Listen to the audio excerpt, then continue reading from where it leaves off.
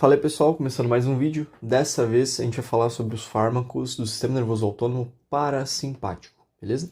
Então para a gente começar, a gente vai dividir esses fármacos para que a gente entenda um pouco melhor a ação deles. E aí dentro do sistema nervoso autônomo parasimpático, a gente tem os fármacos chamados fármacos de ação direta. E esses fármacos de ação direta, eles ainda podem ser divididos, subdivididos em agonistas e antagonistas. Dentro dos agonistas, a gente ainda vai ter mais duas subdivisões, que são os agonistas, nicotínicos e os muscarínicos. E a gente vai entender um pouquinho melhor os mecanismos de cada um deles daqui a pouco. E também existem os antagonistas muscarínicos. A outra classe de fármacos que vão atuar no parasimpático são os de ação indireta. Os fármacos de ação indireta são chamados de acetilcolinesterásicos.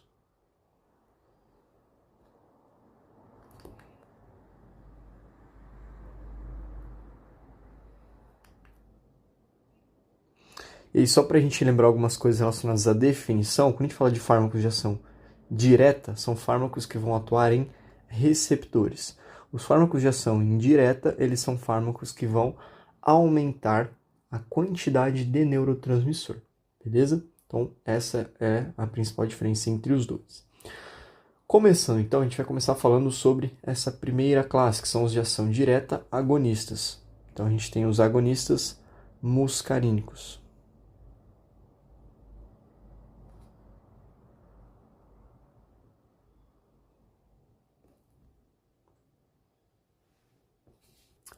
Como o próprio nome diz, agonistas muscarínicos, eles vão se ligar a receptores do tipo muscarínicos. E a gente tem o M1, o M2 e o M3, certo?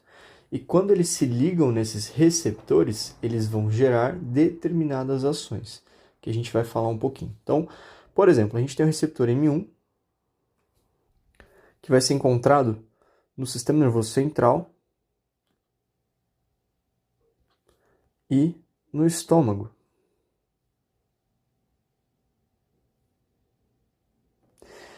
Esse receptor M1, quando ele é ativado no sistema nervoso central, ele tem relação com aspectos cognitivos, principalmente relacionados à memória, certo? No estômago, quando esses receptores muscarínicos de tipo M1 são ativados, eles vão estimular a produção de ácido gástrico. Então, eles aumentam a quantidade de ácido gástrico, certo? Isso é a função fisiológica desses receptores. Então, o M1 está no sistema nervoso central e no estômago. O M2, ele é um receptor que vai ser encontrado no coração. E aí, lá no coração, quando ele é ativado, ele vai gerar um efeito inibitório. Ou seja, no coração ele tem efeito inibitório. Ele vai basicamente diminuir a frequência cardíaca e a força cardíaca, a contratilidade do coração. Por fim, mas não menos importante, o último receptor da classe de muscarínicos é o receptor do tipo M3. O M3 ele pode ser encontrado no músculo liso e nas glândulas. E aí, quando ele é ativado lá na musculatura lisa, ele vai estimular o peristaltismo. Então, a gente pensa, por exemplo, no intestino, nas vísceras, ele vai estimular o peristaltismo. Ele também é encontrado, esse receptor do tipo M3, no pulmão. E lá no pulmão, ele gera broncoconstrição. Beleza? E a gente também vai ter nas glândulas, a gente falou de glândulas, principalmente nas glândulas lacrimais. Então, basicamente, esses são os receptores muscarínicos e os locais em que eles estão inseridos. Deixa eu trazer eles para cá, que agora a gente fala dos agonistas muscarínicos. Então a gente vai ver a ação desses fármacos quando eles atuam em cada um desses receptores. Mas isso aqui eu vou deixar do ladinho, esse quadrinho aqui é interessante. Então surgiu dúvida, volta aqui, dá uma olhada nesse quadradinho, que aqui tem os receptores, o local que eles estão, o local em que eles estão, e baseado nisso a gente vai ter as suas ações. Bom, então agora sim, falando sobre os agonistas muscarínicos, a gente já falou sobre a parte dos receptores, onde eles estão, qual as suas funções, mas de forma geral, quando a gente pensa nos antagonistas muscarínicos, a gente diz que esses receptores, eles têm uma baixa seletividade, né? Na verdade, eles não têm seletividade. Isso significa que eles vão se ligar, quando a gente tem um fármaco que é agonista muscarínico, esse fármaco ele vai se ligar nos 3 receptores. Então, não ter seletividade significa que ele se liga em todos. Então, ele se liga no M1, ele se liga no M2 e ele se liga no M3. O que isso impacta? Que a gente pode ter, né, no caso, vários efeitos adversos, beleza? Porque eles não são seletivos. Então, eles vão ativar todos esses receptores. Um exemplo de fármaco que é agonista muscarínico é o betanecol. Deixa eu escrever com letra de forma. Esse fármaco, ele atua no esvaziamento gástrico.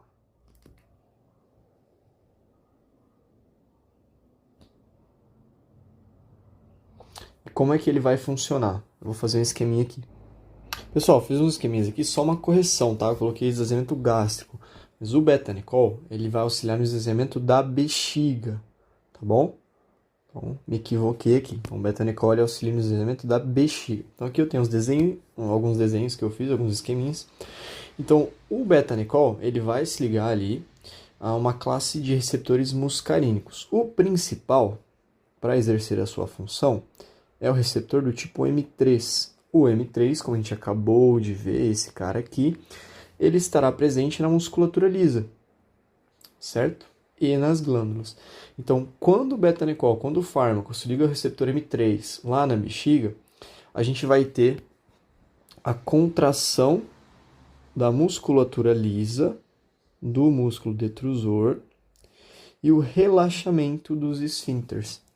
Então, o betanecol, ele vai gerar uma contração da musculatura lisa, ele vai estimular esse processo e vai gerar uma inibição dos esfíncteres que vão impedir que a urina saia.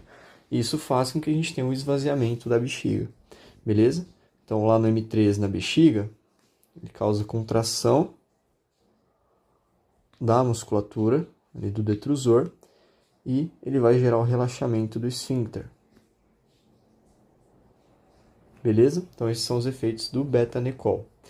Lá no pulmão, ele gera broncoconstrição. Beleza? Por quê? Porque ele se liga no M3 lá no pulmão. E a gente pode ter essa questão da broncoconstrição. E aí a gente já tem uma das contraindicações do betanecol. Quando a gente pensa nas contraindicações, ele é contraindicado para pacientes asmáticos. Certo? Então, pacientes asmáticos não podem utilizar esse medicamento. Aqui tem outros esqueminhas. Então, o M3, ele também vai se ligar, a gente também tem receptores M3, lá no nosso intestino. E aí, quando o betanecol se liga nos receptores M3 no intestino, ele vai aumentar a motilidade intestinal. Certo? E aí, quando ele aumenta a motilidade intestinal lá no intestino, aí sim ele vai auxiliar nessa questão do esvaziamento ali, intestinal, esvaziamento gástrico, beleza? Mas, em alguns casos, né, pessoas que estão, por exemplo, com diarreia, é contraindicado utilizar esse tipo de fármaco, porque se a pessoa já está com diarreia, ela já tem uma motilidade ali que está aumentada. E a gente não pode usar um fármaco para aumentar ainda mais essa motilidade, beleza? No coração, a gente tem alguns efeitos que podem ser adversos. Então, lá no coração, lembra que os agonistas muscarínicos, eles são não seletivos. Então, eles vão se ligar no M1, vão gerar seu efeito, vão se ligar no M2, vão gerar seu efeito e vão se ligar no M3, beleza? Lá no M3, a gente tem os efeitos que são esperados do betanicol, mas ele também vai se ligar no M2, lá no coração, e quando ele se liga no M2, ele vai gerar uma diminuição da frequência cardíaca e da contratilidade do coração, que consequentemente influencia em menor débito cardíaco e diminuição da pressão arterial. Então, o indivíduo que está utilizando esse medicamento pode ter hipotensão, beleza? É um efeito adverso. E quando ele se liga no M1, localizado lá no estômago, a gente tem um aumento da produção do ácido gástrico. Então, de forma geral, quando a gente pensa nas contraindicações, ele vai ser contraindicado para pacientes asmáticos e que estão com quadro de diarreia, e ele é indicado para duas coisas. Uma a gente já viu, que é o esvaziamento da bexiga.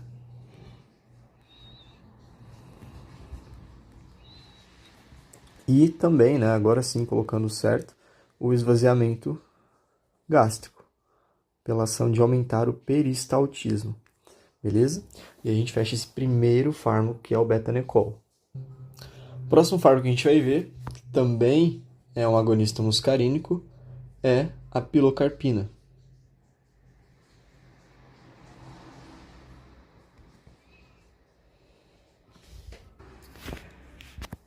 Esse fármaco ele é considerado um agonista parcial, ou seja, ele ativa o receptor, mas ele não vai gerar 100% do efeito, beleza? E quando a gente pensa nas indicações, ela vai ser indicada para duas situações específicas. Uma delas é para o tratamento do glaucoma,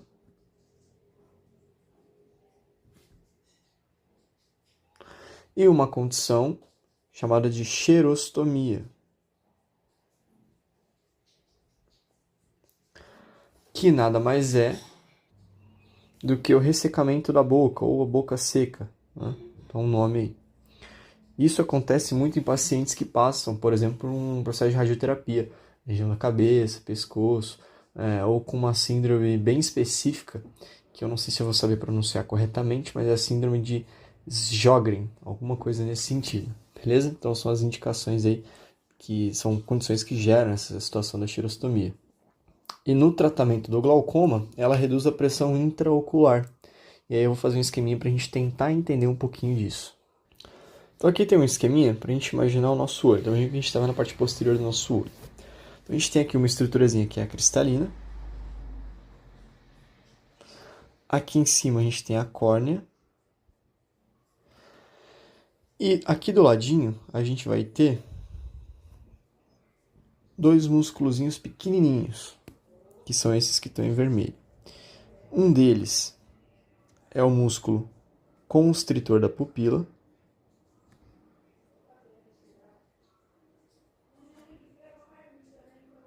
Constritor da pupila. E o outro é o músculo ciliar.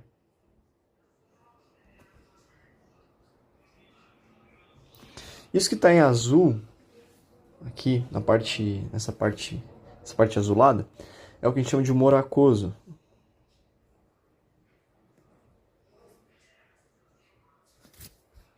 O humor aquoso ele é um líquido claro, que ele é produzido de forma contínua pelos processos ciliares ali, e ele circula nessa câmara posterior entre o cristalino e a íris do olho ali. E ele é importante para auxiliar em diversos processos no olho. Qual que é o problema? Em pessoas que têm glaucoma, esse humor aquoso ele começa a se acumular, ele não é drenado. E isso faz com que a gente tenha um aumento da pressão intraocular. Se essa pressão aumenta muito, isso pode gerar ali, começa a gerar lesões ou alterações no nervo óptico. E essa é a fisiopatologia ali. Basicamente, esse fármaco, o que ele vai fazer? Esse fármaco ele é um agonista parcial e ele vai se ligar principalmente ali no receptor do tipo M3. que é encontrado ali na musculatura lisa, certo? Então, o M13 a gente acabou de falar que ele vai ser encontrado na musculatura lisa. Quando esse receptor M13 é ativado, ele vai gerar o quê? Então, imagine que o fármaco foi lá, o fármaco, ele vai se ligar no receptor M3. O receptor M3 ele está lá no músculo ciliar. E aí, quando ele é ativado, a gente vai ter um processo de contração do músculo ciliar. Quando o músculo ciliar se contrai, a gente tem aqui como se fosse uma portinha sendo aberta. Então, o músculo ciliar contraiu, abriu a porta, e aí o humor aquoso ele vai ser drenado, ele vai sair. Então, a gente pode dizer basicamente que esses fármacos eles vão se ligar no receptor M3, localizado lá nessa musculatura lisa, que fica próximo da região ali, da córnea, enfim. E aí, quando essa musculatura se contrai, a gente tem o escoamento, né, ou a eliminação, a drenagem desse líquido. A gente tem a drenagem do líquido. Quando esse líquido é drenado, automaticamente a gente tem uma diminuição da pressão intraocular. Então, ele é um fármaco que é muito utilizado no tratamento do glaucoma, é uma das principais indicações, tá? E geralmente via colírio. E essa aplicação via ocular diminui os efeitos também sistêmicos desse fármaco. Então, faz com que ele tenha um efeito ali ainda mais local. Beleza? E assim a gente fecha essa parte de agonistas muscarínicos. São apenas duas classes ali. Aqui é pouquinho fármaco, né? E agora a gente vai começar a falar sobre uma outra classe, ainda do parasimpático, né? Os de ação direta, que são os antagonistas muscarínicos. Agora a gente vai falar sobre os antagonistas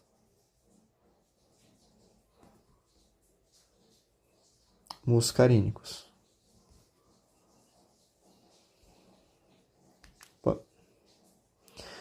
E aí a gente viu que os fármacos antagonistas são aqueles fármacos que vão se ligar ao receptor e inibir a ação desse receptor, beleza? Então, dentro dos antagonistas muscarínicos, um dos principais, que é muito utilizado principalmente no hospital, é a atropina. A gente vai começar falando dela. Então, a história da atropina é legal, porque a atropina, ela, antigamente, na época do Renascimento ali, na Itália as mulheres elas usavam o extrato de uma planta, que era a Atropa belladonna. Então elas passavam esse extrato de Atropa belladonna nos olhos para dilatar as pupilas, porque elas achavam elas achavam que elas pareciam mais atraentes daquela forma. E aí, por isso que em italiano, né, belladonna significa mulher bonita, tá? Então, a partir desse uso, né, desse mecanismo de vasodilatação dos olhos, não, mas desse mecanismo de dilatação das pupilas, os médicos começaram a estudar essa substância que tinha naquela planta e então foi desenvolvido o fármaco, que hoje tem diversas indicações, tá? Então, quando a gente pensa na atropina, ela é utilizada como um agente pré-anestésico em situações de bradicardia e como antiespasmódico.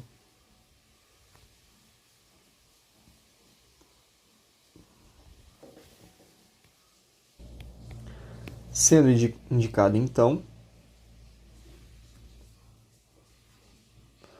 para cólica intestinal, indivíduos com bradicardia, como eu acabei de falar, e pré-anestesia. Bom, então aqui eu fiz um esqueminha. Vamos lá. Basicamente, a atropina vai gerar esses efeitos através da ligação em receptores, como a gente já viu. Então, a atropina, quando ela se liga ao receptor M3 lá na musculatura lisa, por ser antagonista, ela vai inibir esses receptores e ela vai diminuir a motilidade intestinal. que está muito aumentada em casos, por exemplo, de cólica intestinal, certo? Então, a cólica acontece por uma hiperatividade, por aumento dessa motilidade. Então, a atropina, atuando de forma antagônica, ou seja, inibindo os receptores muscarínicos M3, ela vai diminuir a motilidade intestinal. Em pacientes com bradicardia, ela pode ser indicada porque ela vai se ligar aos receptores M2, inibindo esses receptores do tipo M2, que quando ativados geram uma diminuição da frequência cardíaca. Então, quando eles são inibidos, a gente tem um efeito de aumento da frequência cardíaca e da contratilidade cardíaca, o que consequentemente auxilia no aumento da pressão arterial, através desse efeito antagônico. Existe um outro efeito também que, quando a gente pensa nos vasos, a gente sabe que os vasos eles têm inervação simpática. Então, os fármacos vasoativos eles vão ser fármacos tendo nervoso autônomo simpático. Porém, nas células endoteliais, então se a gente pensar aqui que eu tenho um vaso, nessas células do endotélio vascular, as células endotélio vascular, elas têm células endoteliais. Elas têm receptores do tipo M3.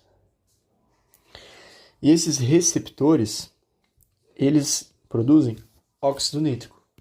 Então, a atropina, quando ela inibe esses receptores M3 nas células endoteliais, a gente tem uma diminuição dos níveis de óxido nítrico.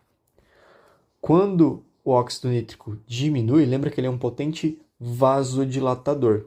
Se diminui o óxido nítrico, a gente tem um processo de vasoconstrição. E a vasoconstrição também contribui para o aumento da pressão arterial. Beleza? Então, dessas duas formas, a gente tem um aumento da pressão arterial. E ela é utilizada como pré-anestésico justamente por reduzir, né, o risco de o indivíduo ter uma bradicardia ali durante algum procedimento. Ela reduz alguns reflexos parasimpáticos ali indesejados em decorrência desse efeito espasmódico ali, antiespasmódico, como por exemplo vômitos, náuseas, né? Ela reduz reflexos de broncoespasmo e ela pode ser utilizada em conjunto com bloqueadores neuromusculares. E aí a gente tem um aumento ali, uma potencialização desse efeito. Beleza? Então essas são as funções da atropina. O próximo fármaco desta classe é a escopolamina.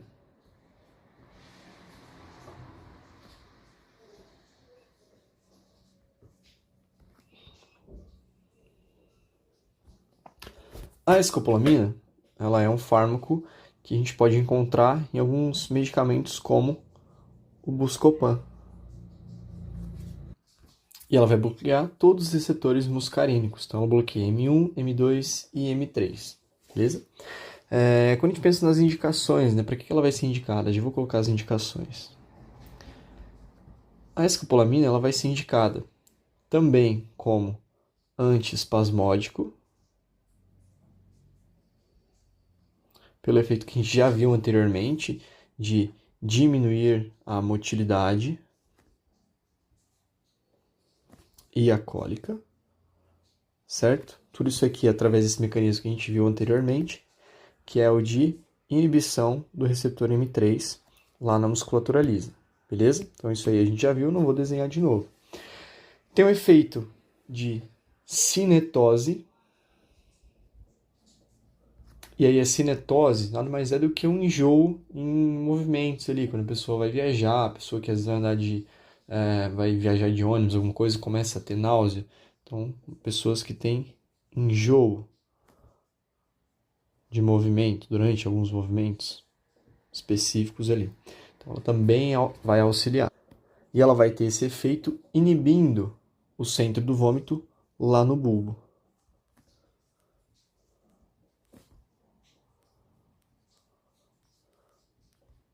Então, a gente lembra do tronco encefálico. Então, tem lá bulbo, ponte e mesencéfalo. Eu tenho o sistema nervoso. Ixi, ficou feio isso aqui, hein? Então, lá na região do bulbo, a gente vai ter a inibição do centro do vômito, beleza?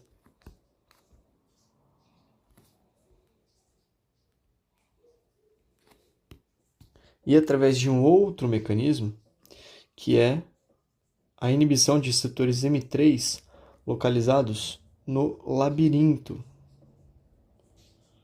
Então, lá no nosso labirinto, dentro do ouvido interno, a gente tem esses receptores muscarínicos do tipo M3. Quando eles são ativados, esses receptores eles vão gerar um estímulo até o centro do vômito no bulbo, que vai gerar náusea, certo? Então, quando a gente tem a inibição desses receptores M3 lá no labirinto, a gente não tem a transmissão desse impulso. Então, a gente tem esse bloqueio, o que, consequentemente, diminui a náusea que o indivíduo tem, beleza? Então, é através desse mecanismo que a gente tem a inibição do centro do vômito no bulbo, através da inibição do receptor M3, que está localizado no labirinto, lá no ouvido interno. Além disso, ela também pode ser utilizada ali em pacientes que estão em cuidados paliativos para reduzir secreção ali em alguns pacientes mais terminais. E apesar de não ser tão comum, pode ser utilizado pré-anestesia, beleza? Então essas são algumas características desse fármaco. O próximo fármaco da lista é o biperideno.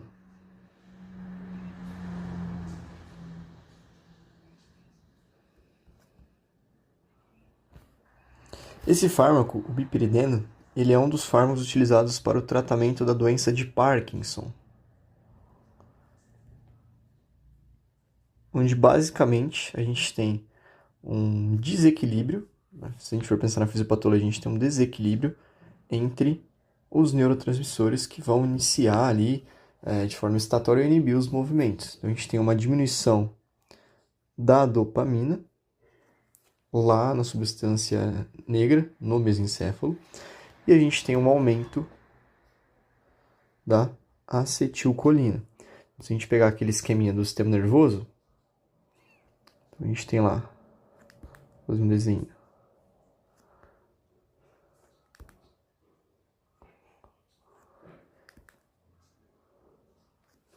Então a gente tem aqui na região do mesencéfalo uma área específica que é a substância negra. Essa substância negra é onde a gente tem os neurônios dopaminérgicos. Na doença de Parkinson, ocorre uma degeneração dessa região. Então, diminui a substância negra e, consequentemente, diminui a dopamina. Beleza? Agora, por que isso é importante? Eu vou fazer um esqueminha aqui do lado. Pessoal, então vamos lá. Aqui eu fiz um esqueminha, eu vou tentar explicar da forma mais simples possível. Beleza? Então, basicamente, a gente tem a substância negra que vai liberar a dopamina. A dopamina, ela pode atuar por duas vias. Ou na via direta, e a gente pensa numa via que está relacionada com a facilitação do movimento.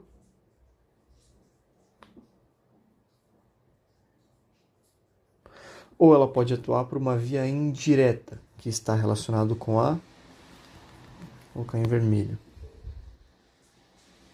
Inibição do movimento, certo? Então, sempre que eu tenho essa setinha com risco, significa que eu estou inibindo uma ação. Sempre que eu tenho essa setinha com um maisinho, significa que eu estou estimulando um determinado grupo de neurônios. Beleza? O que isso aqui importa? Então, quando a gente pensa nesse sistema extrapiramidal, a gente está falando dos gânglios da base. Então, a gente tem lá estriado, o caudado, o globo pálido, o putame, enfim. A gente tem várias estruturas que formam esses gânglios da base. E a gente tem o tálamo, que é uma estrutura importante, porque o tálamo ele vai fazer a conexão com o córtex para estimular o córtex ali no sentido de, opa, vamos produzir um movimento ou não vamos produzir um movimento, beleza? Então, no final, essas vias elas vão até o tálamo.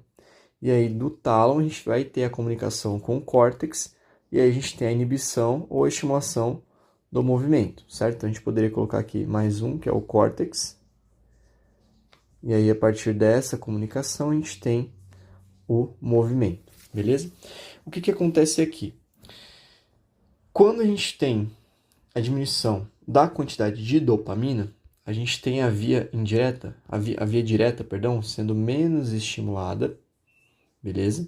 Então, dopamina diminuiu. A gente tem uma diminuição da via direta. Qual que é a função da via direta? A via direta, ela vai facilitar o movimento.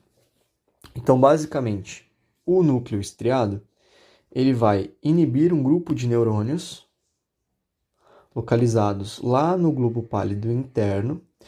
Então, eu tenho um neurôniozinho do estriado que vai lá, libera GABA e inibe esse neurônio que estava lá no globo pálido, que tem um efeito inibitório sobre o tálamo. Então, o que isso gera?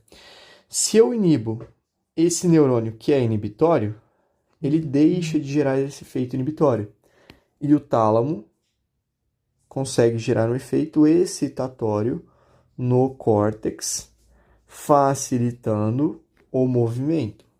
Beleza? Então, na via direta, a gente tem a inibição de um centro inibitório, e aí eu tenho a estimulação ali do tálamo, que consequentemente vai mandar uma informação até o córtex e a gente vai ter a geração do movimento. Beleza. A via indireta, ela vai inibir o movimento. Então, com a diminuição da dopamina, a gente tem uma via indireta menos inibida. Ou seja, a gente vai ter um aumento da via indireta. O que isso influencia? Quando eu tenho um aumento da via indireta, a via indireta a gente tem um estriado estimulando neurônios lá no globo pálido externo. Esses neurônios no globo pálido externo, eles vão se projetar, então tem um neurônio aqui estimulando outro neurônio aqui, que vai estimular um outro neurônio nos núcleos subtalâmicos. E aí esse neurônio, ele vai estimular o globo pálido interno, que é esse mesmo cara que a gente falou, que tem um efeito inibitório sobre o tálamo. E aí, se ele tem um efeito inibitório sobre o tálamo, ele vai inibir o tálamo. Se ele inibe o tálamo, eu não tenho comunicação do tálamo com o córtex. Consequentemente, eu não tenho movimento, certo? Então, assim, isso é nível de curiosidade para a gente entender um pouquinho desses mecanismos. É uma parte um pouco mais complexa. Mas o que a gente precisa entender, basicamente, é que quando eu tenho uma diminuição da dopamina, eu tenho automaticamente uma diminuição de vias que facilitam o movimento e eu tenho um aumento de vias que inibem o movimento. E aí o paciente tende a ter aquele movimento mais lento, a rigidez e os tremores. Esse é o quadro clínico, beleza? Poxa, mas o que isso tem a ver com o receptor muscarínico? Até agora você está falando de dopamina, o que tem a ver? Bom, e aí a dúvida talvez seja, tá, mas até agora você só falou de dopamina, né? O que o muscarínico, o que o parasimpático tem a ver com a dopamina? E aí, quando a gente pensa no estriado, a gente está falando do estriado, né? Lá no estriado, a gente tem uma classe de receptores que são receptores M3. Então, os neurônios localizados lá no estriado, eles possuem receptores do tipo M3. E são neurônios acetilcolinérgicos. Quando esses receptores, eles são, né, a gente está falando de fármacos antagonistas, eles são inibidos, a gente tem uma inibição dos neurônios acetilcolinérgicos. A gente tem uma diminuição da acetilcolina. Essa diminuição da acetilcolina, ela pode diminuir ali essas alterações que a gente tem tanto na via direta quanto na via indireta, e basicamente ela está relacionada com a diminuição dos tremores. Então, os fármacos utilizados nos pacientes com Parkinson, né, como por exemplo a mipiridina, ela vai inibir esses neurônios acetilcolinérgicos ali, então ela diminui a quantidade de acetilcolina, e a diminuição da quantidade de acetilcolina está relacionada ali com a diminuição dos tremores, por mecanismos relacionados a essas vias direta e indireta. Beleza? Isso de forma bem geral, sem a gente se aprofundar muito. Por fim, o último fármaco que a gente vai falar, dentro dos antagonistas muscarínicos, é o ipratrópio.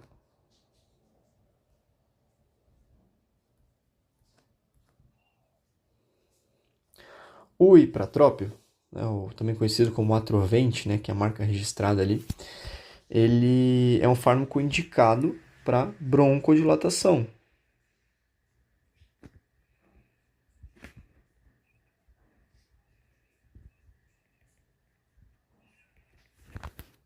Então ele é utilizado muitas vezes em conjunto com o fenoterol para potencializar esse efeito broncodilatador.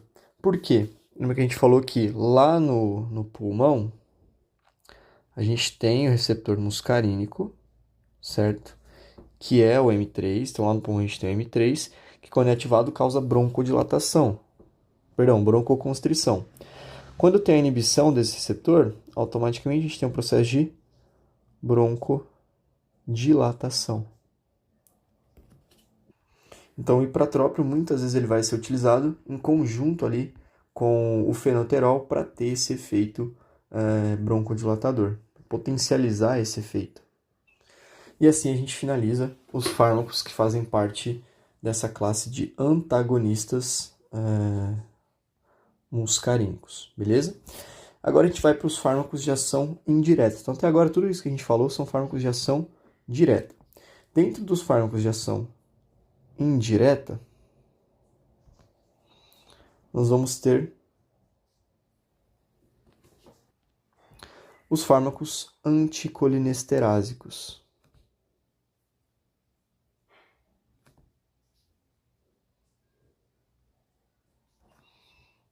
Os fármacos anticolinesterásicos.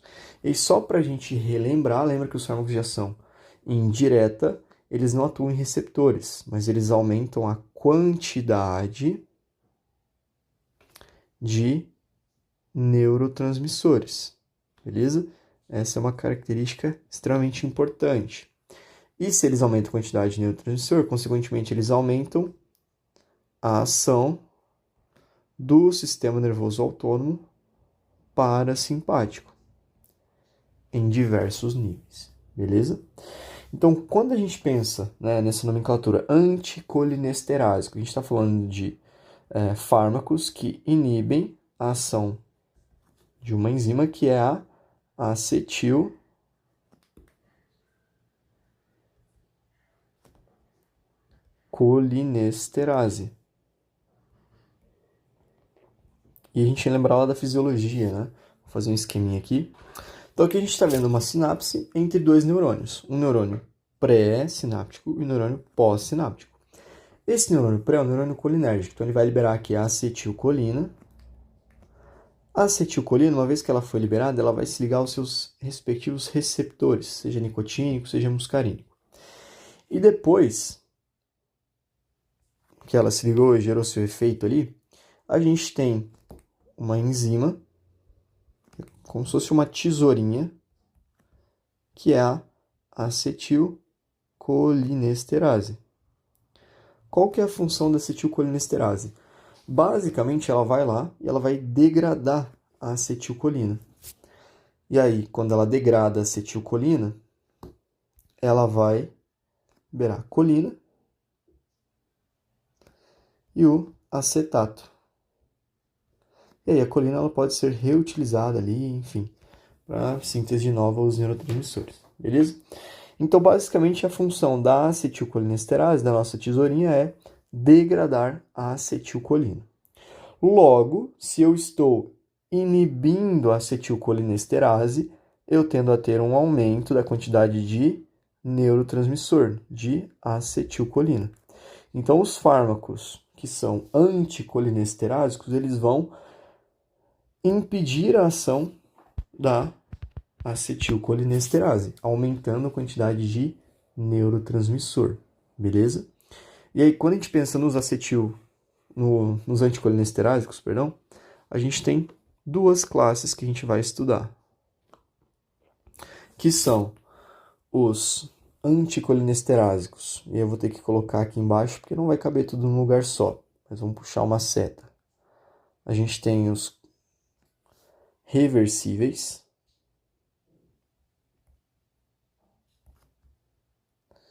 E tem os... Deixa eu fazer melhor, deixa eu colocar isso aqui, assim tá muito estranho. A gente tem duas classes. Os reversíveis e os irreversíveis.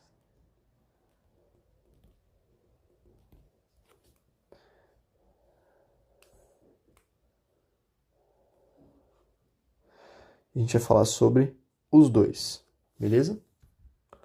Começando pelos irreversíveis, como o próprio nome diz, uma coisa que é reversível é uma coisa que não tem volta. Então, esses receptores,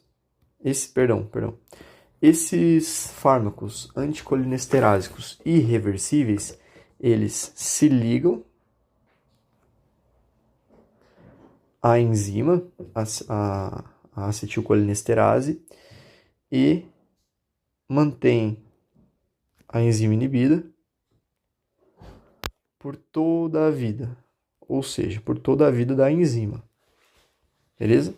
Então imagina que eu tenho lá a enzima, a tesourinha, o fármaco se ligou à tesourinha. Essa tesourinha, ela deixa de funcionar por toda a vida, ou seja, até a morte dessa enzima e a síntese de novas enzimas, beleza? Então, para a gente voltar a ter a ação da acetilcolinesterase, a gente é necessário a síntese de uma nova enzima, ou seja, o corpo precisa fazer uma nova acetilcolinesterase. Então, um exemplo de fármacos de ação indireta, né, dessa classe de anticolinesterásicos irreversíveis são os organofosforados.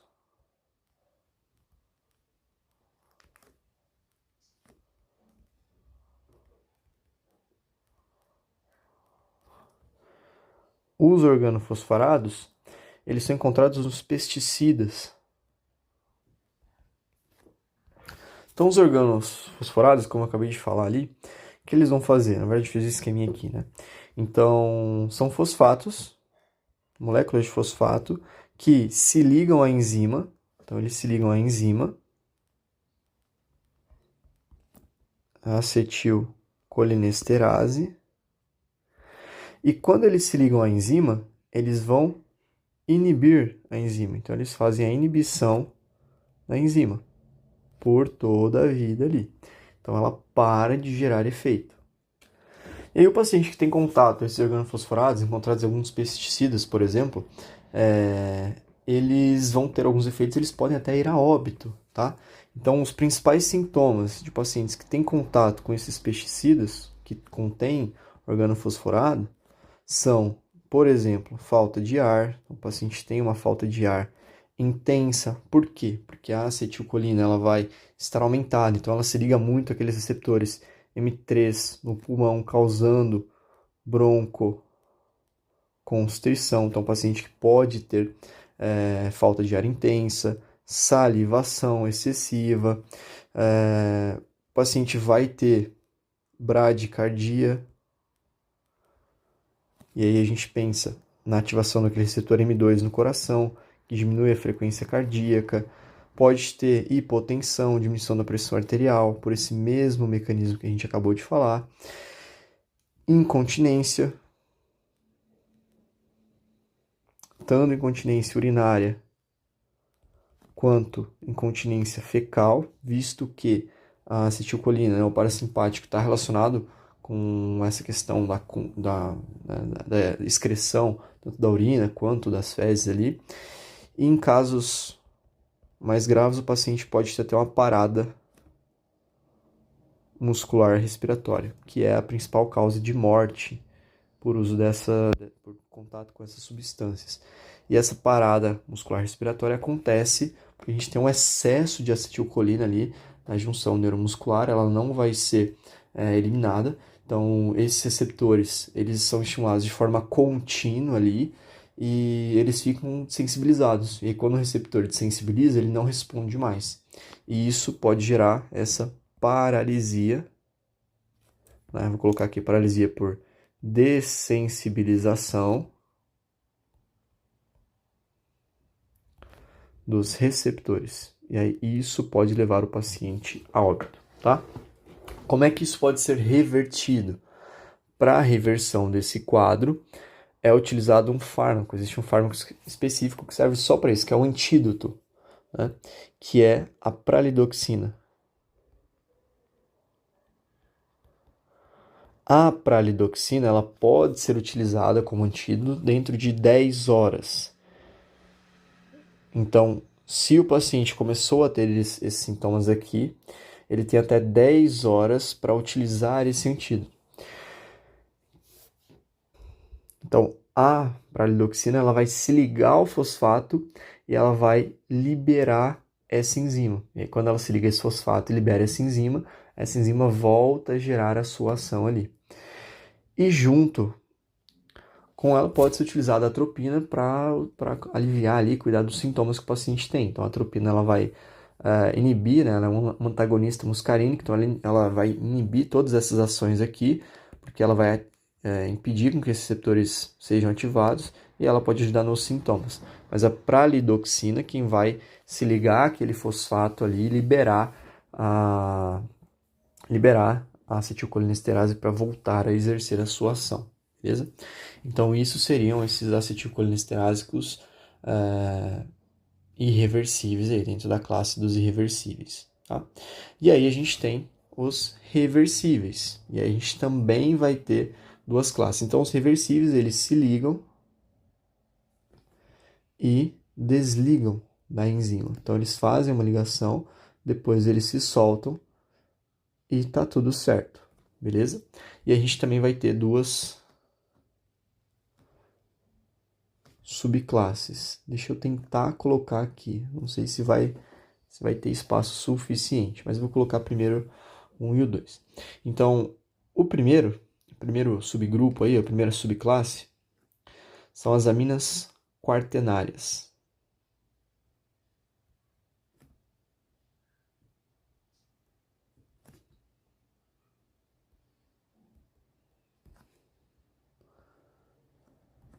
Vamos fazer só uma divisão aqui para não... Então, essas aminas quaternárias, elas são fármacos, né, de ação curta, que tem uma baixa afinidade de ligação com a enzima.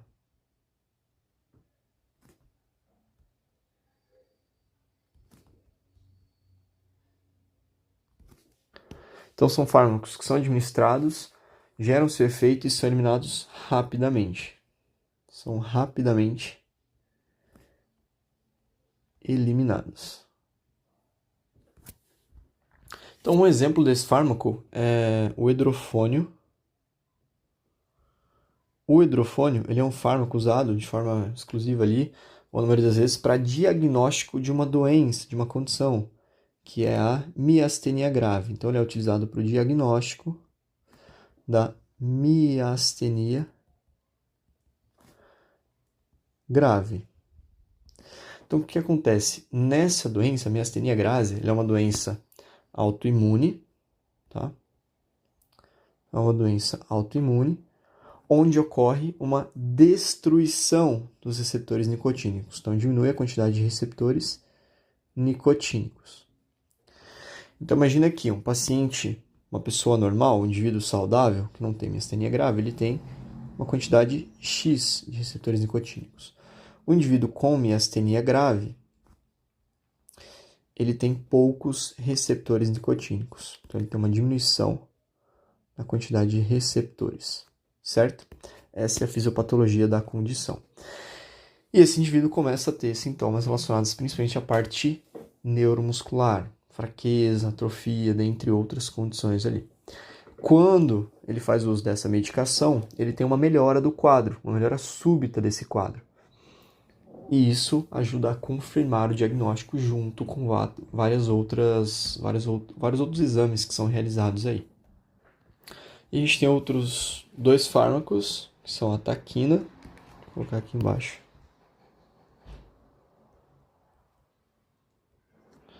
e a donepezina,